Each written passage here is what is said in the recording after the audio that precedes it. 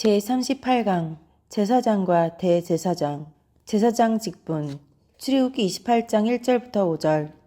너는 이스라엘 자손 중 내 형 아론과 그의 아들들 곧 아론과 아론의 아들들 나답과 아비후와 엘르아살과 이다말과 그와 함께 내게로 나아오게 하여 나를 섬기는 제사장 직분을 행하게 하되 내 형 아론을 위하여 거룩한 옷을 지어 영화롭고 아름답게 할지니 너는 무릇 마음에 지혜 있는 모든 자 곧 내가 지혜로운 영으로 채운 자들에게 말하여 아론의 옷을 지어 그를 거룩하게 하여 내게 제사장 직분을 행하게 하라. 그들이 지을 옷은 이러하니 곧 흉패와 애복과 겉옷과 반포 속옷과 광과 띠라. 그들이 내 형 아론과 그 아들들을 위하여 거룩한 옷을 지어 아론이 내게 제사장 직분을 행하게 하라. 그들이 쓸 것은 금실과 청색, 자색, 홍색 실과 가늘게 꼰 배실이니라. 더 제대로 된 번역. 영화롭고 영광스럽고 내가 옷 짓는 일에 특별한 솜씨를 준 사람들을 불러서 아론의 옷을 만들게 하여라. 그 옷은 아론에게 입혀 나를 섬길 거룩한 제사장이 되게 하여라. 반포 속옷, 줄무늬 속옷. 기술 좋은 사람들이 쓸 것은 제사장과 대제사장.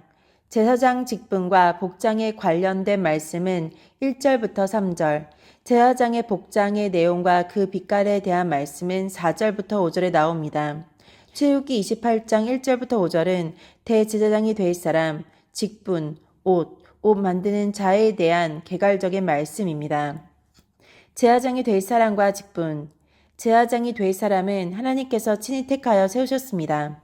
너는 이스라엘 자손 중 내 형 아론과 그 아들들 곧 나답과 아비후와 엘르아살과 이다말을 그와 함께 내게로 나아오게 하며 제사장 직분을 행하게 하라 하셨습니다. 이때까지는 각 가장이 가족의 제사장이었으므로 필요할 때마다 가장들이 토단에서 제사를 드렸습니다. 그러나 이제 이스라엘의 모든 가족이 한 민족으로 통합되기 시작했고 회족의 장막이 통일적이고 가시적으로 세워져야 할 때이므로 필수적으로 공적인 제사장직 제도가 필요하게 된 것입니다. 지금까지 그 직무를 수행했고 여호와의 제사장 중 가장 대표적인 자로 여겨졌던 모세는 이스라엘 백성들에게 하나님의 말씀을 전달하는 선지자로서의 역할을 가장 충실히 이행했고 판결하는 왕으로서의 할 바도 충분히 잘 이행했습니다. 그러나 모세는 그 거룩한 직분의 영예를 독점하거나 제사장직을 자기 가족들에게 물려주기를 원하지 않았습니다. 그는 위대한 선지자였음에도 그가 죽은 후 그의 자손은 평범한 레위족에 지나지 않게 되었습니다. 모세는 자기 직계 가족이 제사장 직무를 수행하도록 하나님께 구하지도 않았으며 오히려 형 아론이 그 직분에 서임되고 그의 자손들이 계승하는 것을 기뻐했습니다.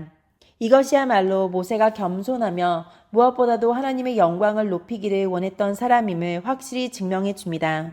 아론 또한 가장 탁월한 선지자인 동생 모세를 겸손하게 섬겼으며 거룩한 직분을 거부하지 않았으므로 제사장 이후 대제사장으로서 하나님께 나아갈 수 있게 된 것입니다.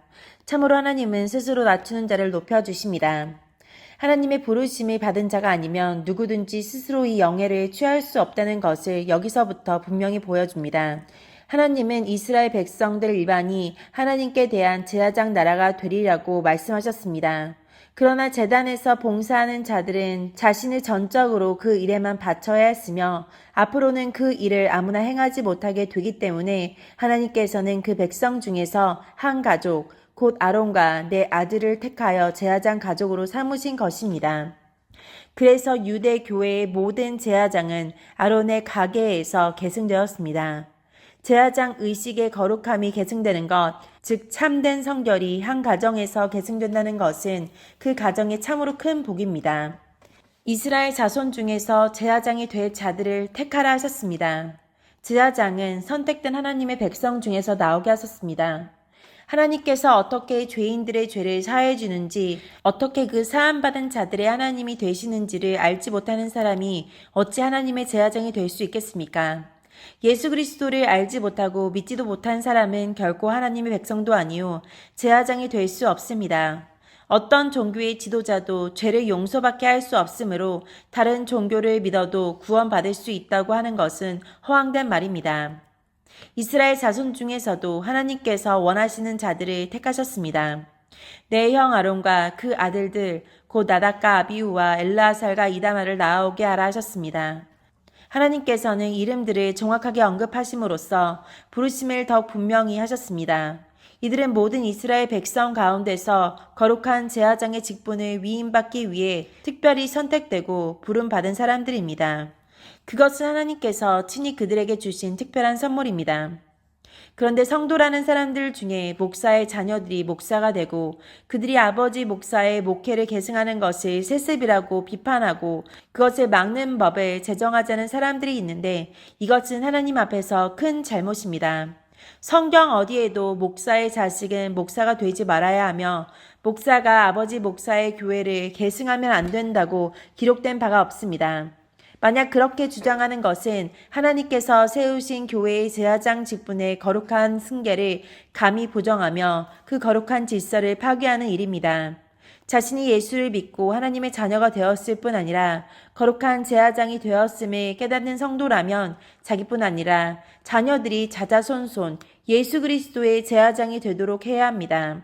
따라서 할 수 있는 대로 자식을 하나님의 종으로 세우기를 원하고 힘써야 합니다.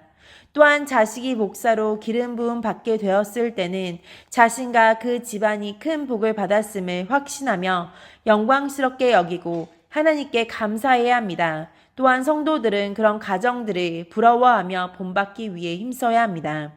그런데 어찌 성도라는 사람이 아버지 목사가 아들 목사를 키우는 것을 하찮게 여기며 아들 목사가 아버지 목사의 목회에 계승하는 것을 비난하며 방해할 수 있습니까? 오늘날 교회 안에 이런 사람들이 있다는 것은 교회가 심히 어둡고 무지하며 세속화되었음을 드러내는 것입니다. 이것 또한 반드시 바로 잡아야 할 일입니다. 개교회에서 담임 목사가 은퇴를 하거나 특별한 사유로 사임해야 할 경우에 그 아들이 그 교회의 부목사였거나 다른 교회에서 목회자로 심우하고 있다면 그 아들 목사를 아버지 목사의 후임으로 세울지의 여부는 분명한 성경적인 지식과 하나님의 뜻에 따라 신중하게 결정해야 합니다. 첫째는 담임 목사가 아들 목사를 포함해서 누구를 후임으로 세워야 할지 충분히 기도하고 하나님의 결정을 받아 그대로 하는 것이 가장 확실하고 중요한 방법입니다. 그러므로 모든 담임 목사는 은퇴 후 후임자를 결정하는 문제뿐 아니라 거룩한 주님의 교회를 맡아 목회함에 있어서 무엇보다 먼저 하나님과 긴밀히 교통할 수 있는 사람이 되어야 합니다. 그래서 중차대한 문제일수록 교회의 머리이시고 주인이신 주님께 여쭤보아서 정확한 뜻을 응답받고 그대로 이행해야 합니다. 많은 목사가 이런 은총을 입지 못하여 중차대한 문제마저 하나님의 판단과 결정을 받지 못하고 자신의 생각이나 판단 그리고 교인들의 생각과 판단에 따라 결정하고 선택함으로써 큰 가호를 범하기도 합니다. 교회의 주인은 결코 교인들이 아니라 하나님이시라는 사실을 목사와 모든 성도는 잠시도 잊어서는 안 됩니다. 그러므로 교회의 모든 중대한 문제를 결정함에 있어서 하나님께 여쭤보지도 않고 하나님의 응답을 받을 수 없는 상태에서 사람들끼리 모여 의논하고 결정해서는 안 되는 것입니다. 그렇게 할 수밖에 없는 교회라면 아직 진정 주께서 머리가 되시고 주인 되시는 교회가 되지 못한 것입니다. 그러한 교회로서 인간들끼리 의논하고 결정하여 선택해서 모든 일을 한다면 결코 주께서 함께 하실 수 없으며 주님의 거룩한 뜻과 명령대로 모든 일을 정확하게 수행할 수 없습니다. 둘째, 중차대한 사안이 주께로부터 결정받지 못하는 교회라면 우선 담임 목사가 충분히 기도하고 그 교회에 지나온 역사를 면밀히 검토하고 그 교회의 현실과 앞날을 통찰하며 심사숙고하여 영적 분별력을 가지고 결단을 내려야 합니다. 그 교회의 모든 사정을 가장 잘 아는 사람은 수십 년 동안 그 교회에 몸담아 목회한 담임 목사입니다. 그야말로 그 교회의 중차대한 문제를 하나님 앞에서 가장 잘 판단하고 결정할 수 있는 사람입니다. 그러므로 모든 성도들은 하나님의 말씀과 법에 현저히 위배되지 않는 한 하나님께서 세우신 목사의 판단과 결정을 존중해야 합니다.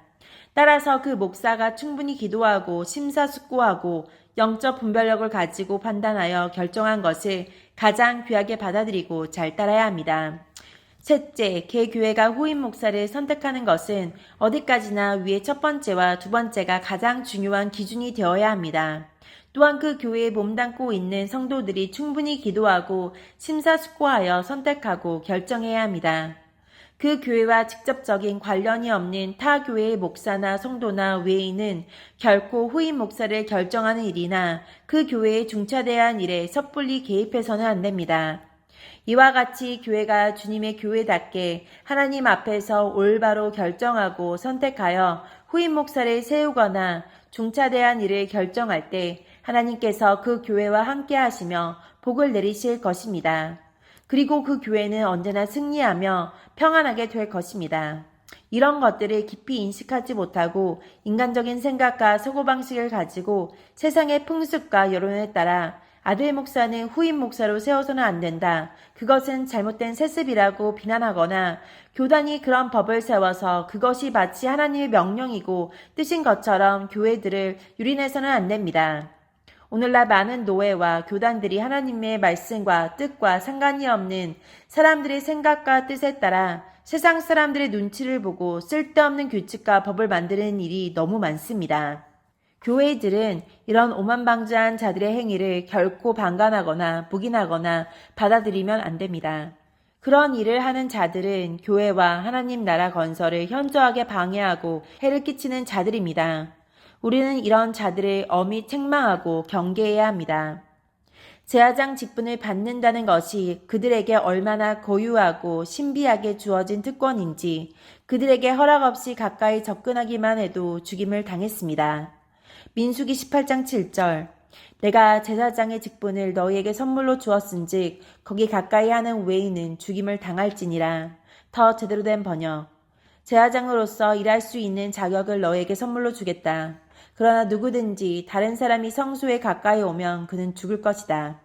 이 말씀은 성도들이 하나님께서 친히 선택하여 세우신 종들을 거룩한 하나님의 종으로 구별해야 할 것과 그들에게 부여된 직무를 높이 받들고 순종해야 함을 알게 해줍니다. 그러므로 우리는 거룩한 제사장 직분을 전적으로 수행하는 사람들을 그저 인간 중 하나가 아니라 거룩한 하나님의 종이라는 사실을 명심해야 합니다. 더욱이 그들에게 부여된 거룩한 직무를 존귀하게 여기며 그들의 직무 앞에 겸손히 순종해야 합니다. 이것을 잘 못하는 자들이야말로 사탄의 시험에 빠지는 사람들입니다. 그런데 오늘날 이런 사람들이 교회 안에 많습니다. 그런 교회는 하나님께서 함께 하시는 교회가 될 수 없으며 제 구실을 다할 수 없습니다. 그러므로 하나님의 종들은 성도들이 하나님의 종들에 대해 올바른 자세를 가지고 잘 순종하도록 지속적으로 세심하게 가르치고 훈련해야 합니다. 만약 이런 가르침과 훈련을 싫어하고 거부하는 사람들이 있다면 그들은 거룩한 교회의 일원이 아니든지 아직 미성숙한 자들이므로 결코 직분자로 세워서는 안 됩니다. 많은 목사가 이런 어리석음과 잘못을 저지름으로써 목사 스스로 교회가 교회다워지지 못하게 하며 구실을 다하지 못하게 하고 하나님이 함께 하시는 교회가 되지 못하게 하고 있습니다. 이런 목사들이야말로 하나님께 큰 책망을 받게 됩니다. 여기에서 우리가 또한 알아야 할 것이 있습니다. 이 거룩하고 놀라운 선물을 받은 사람들이 하나님 앞에서 완전하지는 않다는 사실입니다. 하나님께서 친히 지명하여 부르신 그 5명의 사람은 결코 완전한 사람들이 아니었습니다. 나답과 아비후는 제사장으로 세움을 받은 지 오래되지 않아서 여호와께서 명하시지 않은 다른 불을 담아 여호와 앞에 분향하다가 불이 여호와 앞에서 나와서 그들을 불태워 버렸습니다. 그들이 이런 어처구니 없는 잘못을 저지르게 된 것은 그들의 신앙과 생활이 평소에 하나님 앞에서 합당하지 못했기 때문이었습니다. 그들이 죽은 직후에 모세가 아론과 남은 아들들에게 말하기를 너나 내 자손들이 회막에 들어갈 때 포도주나 독주를 마시지 말아서 너희 사망을 면하라. 이는 너희 대대로 영원한 규례이니라 했습니다. 아론의 아들들이 술을 마시는 생활로 경건함을 잃고 있었고 직분을 수행하는 순간에도 영적 분별력을 상실할 정도로 취해 있었음을 알 수 있습니다. 따라서 모세는 더 구체적으로 훈계합니다. 그리하여야 너희가 거룩하고 속된 것을 구별하며 부정하고 정한 것을 분별하고 또 여호와가 모세로 명한 모든 규례를 이스라엘 자손에게 가르치리라 했습니다. 거룩한 직분을 받은 하나님의 종이 술을 입에 대면서 어찌 거룩한 자가 되며 영적 분별력을 발휘하고 하나님의 계명들을 성실히 지킬 수 있겠습니까? 모든 성도가 다 제사장이거니와 전적으로 하나님께 헌신한 주의 종들이 어찌 술을 입에 댈 수 있겠습니까? 아론의 아들들이 이렇게 불완전할 뿐 아니라 거룩한 직분을 받은 후에 더욱 불합당한 자들이었으나 하나님은 그들을 지명하여 부르시고 제사장으로 세우셨습니다. 그리고 그들에게 가까이 하기만 해도 죽임을 당한다 하셨습니다. 그러므로 성도들은 하나님의 종들이 인간적으로 부족한 것이나 잘못이 있다 하더라도 결코 그들을 정죄하거나 업신여기거나 함부로 대해서는 안 됩니다. 또한 하나님의 종들은 자신이 그런 영광된 자리에 서게 됨을 결코 자신의 잘남 때문이 아니라는 사실과 그 위치에서 잘못한다면 하나님의 무서운 징벌을 면치 못함을 명심해야 합니다. 이스라엘 백성 모두는 제사장은 기름을 발리우고 거룩히 구별되어 제사장 직분을 하나님으로부터 위임받은 자들임을 명심해야 합니다. 민수기 3장 2절부터 3절 아론의 아들들의 이름은 이러하니 장자는 나답이요 다음은 아비후와 엘르아살과 이다말이니 이는 아론의 아들들의 이름이며 그들은 기름 부음을 받고 거룩하게 구별되어 제사장 직분을 위임받은 제사장들이라. 더 제대로 된 번역 거룩히 구별되어 제사장으로 임명되었다. 하나님께서 원하시는 사람을 택하여 세우셨다는 것은 그 택함 받은 자나 다른 자들이 임의로 무효화시키거나 회방할 수 없다는 것을 분명하게 깨우쳐 줍니다. 만약에 그렇게 하는 사람이 있다면 그는 하나님을 거스르는 무서운 죄악을 범하는 사람입니다. 나는 그런 죄를 범하지 않았었나 살펴보고 그런 잘못을 저질렀었다면 지체하지 말고 진심으로 회개하여 용서받으시기 바랍니다. 제사장 직분은 오직 하나님을 섬기기 위한 직분입니다. 나를 섬기는 제사장 직분을 행하게 하라 하셨습니다. 3절과 4절 끝에도 내게 제사장 직분을 행하게 할지며 하셨습니다. 제사장은 오직 하나님을 섬기는 직분이기에 거룩하고 중요한 것입니다. 누가 만약 그들을 괴롭히고 힘들게 하여 그들로 하여금 하나님 섬기는 일을 잘 수행하지 못하게 하는 결과를 만든다면 그것이 얼마나 큰 죄가 되겠습니까? 하나님 섬기는 직분은 과연 무슨 일일까요? 죄인이 속죄받고 하나님을 만나고 복을 받게 하는 일입니다. 하나님의 선택된 사람이 자기 죄를 깨닫고 회개하게 하여 하나님과의 관계를 회복시켜 주는 일이 제사장의 일인데 그것이 곧 하나님을 섬기는 일이라는 것입니다. 하나님께서 인간들을 향해 가장 바라시는 것이 무엇이겠습니까? 그것은 하나님을 떠난 그들이 다시 하나님을 알고 섬겨서 인간으로서의 진정한 행복을 영원히 누리는 것입니다. 하나님께서 가장 바라시는 것을 도외시하는 사람이 어찌 하나님을 섬기는 사람이겠습니까? 그러므로 죄인이 회개하여 속죄받고 하나님을 만나게 해주고 복을 받아 누리게 해주는 제사장이야말로 하나님을 가장 잘 섬기는 제사장이요 하나님께 대해 가장 귀한 일을 하는 진정한 제사장입니다. 그런데 오늘날의 교회 안에는 죄인들의 귀를 즐겁게 해주고 그들의 욕심과 허영을 채우는 일에 하나님의 이름을 빙자하여 동조자, 격려자가 되고 심지어 그들을 축복해주며 무사한 일을 꿈꾸게 하고 이런 죄인들을 하나님보다 더 두려워하여 회개하라고 가르치지 않는 발람과 같은 제사장들이 너무 많습니다. 이들은 하나님을 섬기는 제사장이 아니고 사랑과 세상을 섬기는 사람들입니다. 또한 그들은 하나님께 제사장 직분을 행하는 것이 아니라 죄에게 충실한 종 노릇을 하고 있는 것입니다. 이런 거짓된 종들과 그들을 따르는 자들에 대한 하나님의 말씀들은 참으로 엄중합니다.